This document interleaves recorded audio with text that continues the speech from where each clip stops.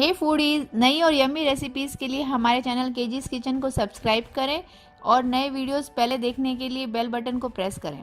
Friends, आज हम जो रेसिपी बनाने जा रहे हैं वो है Ramzan special recipe Leibniz night. तो सभी को रमज़ान की हार्दिक शुभकामनाएं।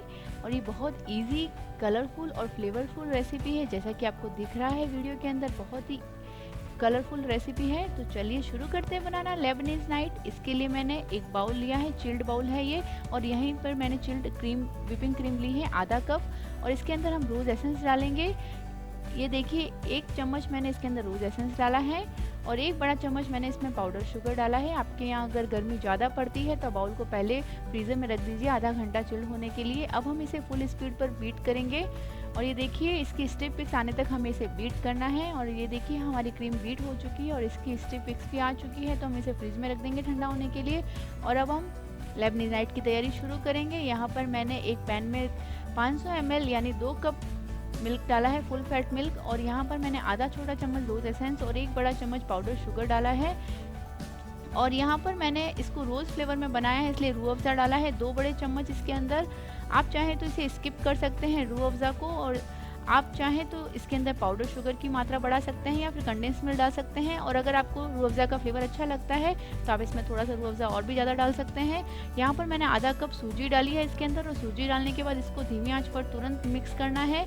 इस आंच, तेज़ आंच पे हमें इसे मिक्स नहीं करना है, धीमी आंच पर ही मिक्स करना है, नहीं तो इसकी गांठें बनने लगेगी। ये देखिए, हमारा मिश्रण बन के तैयार हो गया है।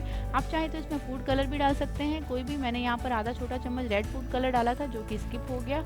अब हम इसे सर्विंग बाउल में डालेंगे। आप अपनी पसंद का कोई भी सर्विंग बाउल या डिश ले सकते हैं जिसके अंदर आपको रेसिपी डालनी है, ये लेबनीज़ नाइट। और अब हम इसके अंदर चिल्ड व्हिपिंग क्रीम डाल देंगे और इसे चिल्ड व्हिपिंग क्रीम से सजाएंगे। दोनों बाउल को मैंने इसी तरह से चिल्ड व्हिपिंग क्रीम से सजाया है। आप चम्मच से भी इसको डाल के फैला सकते हैं। और ये देखिए, अब हम इसके ऊपर क्रश पिस्ता डालेंगे। आप क्रश पिस्ता की जगह दूसरे ड्राई फ्रूट्स का भी इस्तेमाल कर सकते हैं, जैसे बादाम, कटे हुए बादाम, लेकिन पिस्ता का फ्लेवर इसमें बहुत अच्छा आता है तो मैंने क्रश पिस्ता डाला है। और यहाँ पर मैंने रोज़ पिटल्स डाले हैं सूखे।